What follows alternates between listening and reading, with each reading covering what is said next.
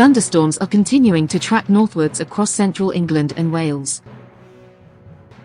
These are bringing heavy downpours and hail. Take care if you're traveling in this region. A Stoke-on-Trent home was seemingly struck by lightning,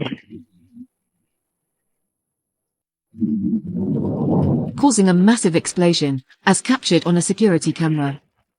The incident occurred in Longton's Banbury Street today, leading to the evacuation of residents and the establishment of a police cordon.